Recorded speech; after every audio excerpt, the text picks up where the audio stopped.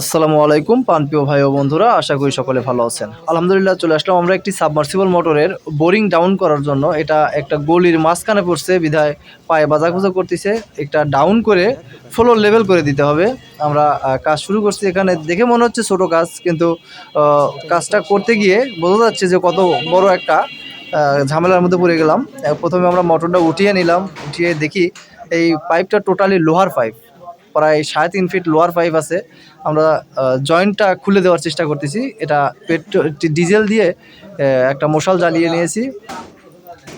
তো পাইপটা খুলতে কিন্তু খুবই কষ্টকর, কারণ দেখেন কত দূর দেওয়া ছিল প্লাস্টিকের মধ্যে। এটা খুললাম খুবই কষ্ট করে। এখন পাইপটা কেটে দিব আমরা। এই লোহার পাইপটা দেখেন বাইরে থাকলে লোহা কিন্তু মরিচা ধরবে, জং ধরবে, নষ্ট হয়ে যাবে।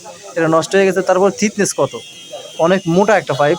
মেশিন দিয়ে কাটতে গিয়ে আমি 2বার দম নিছি যেন একটা লোহার ইস্পাত এটা ঢুকিয়ে দিব। এভাবে দিয়ে ফ্লোর লেভেল মাপ নিয়ে নিছি আমরা।